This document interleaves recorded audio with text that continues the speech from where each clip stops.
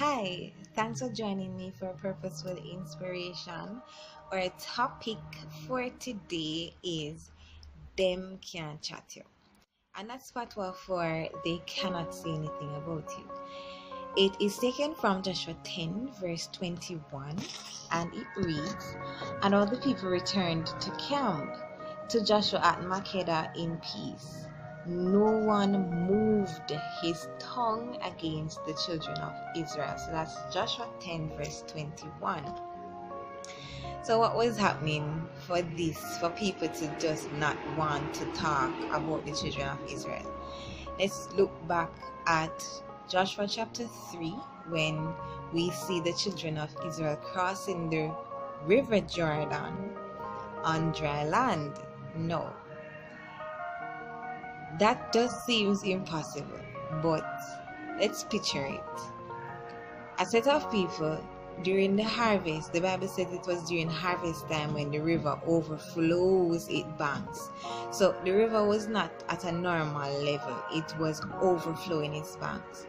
Yet a group of people are crossing on dry land through that river.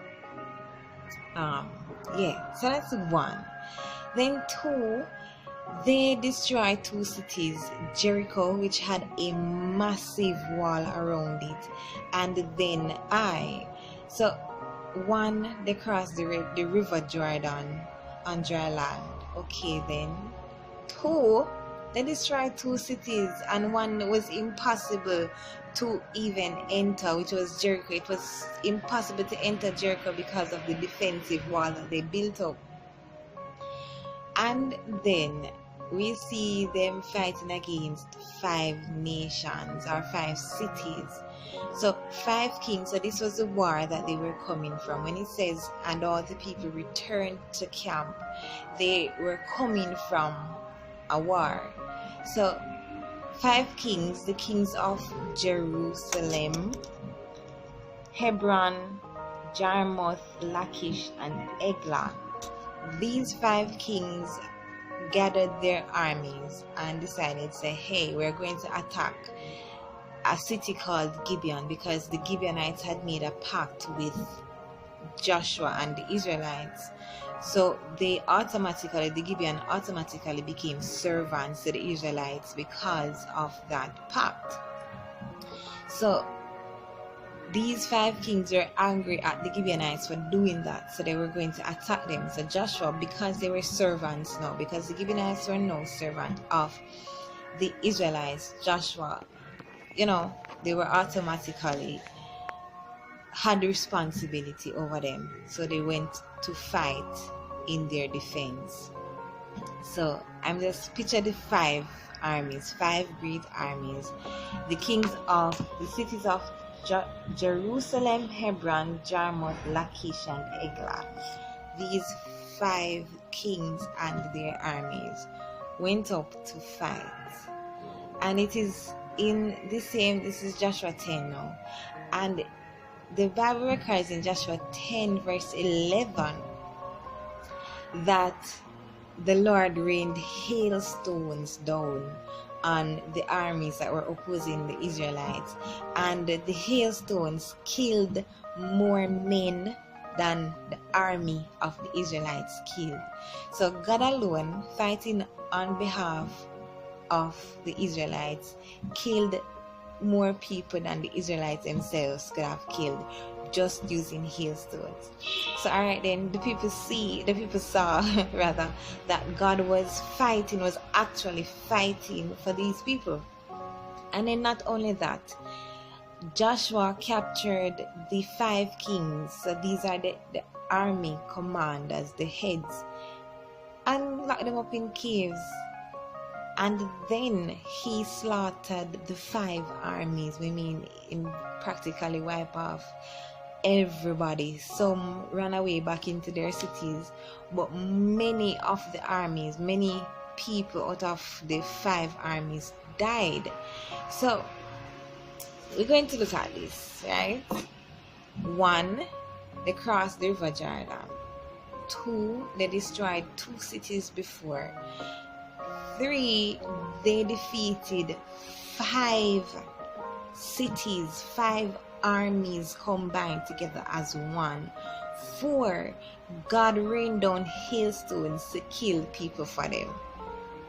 Would you, if you saw somebody living in God in such a way that if there's an objection to them, if there's a negative word about them, if persons come up against them, something bad happens to them, would you say anything?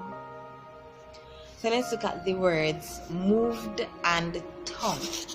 So moved, according to Strong's definition, it means to point sharply. Literally, it means to wound. Figuratively, it means to decide. It means to decree or to maim. So moved is not to actually literally move, as in you move from one place to another in our understanding of the word move, but in the way that the Hebrew word used it, the Hebrew definition, it means to wound, to maim, it's like a setting out to kill.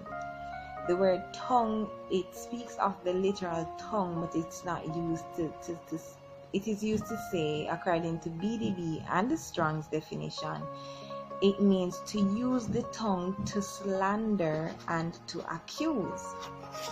So, putting the two words together, moved and tongue, in the Hebrew context,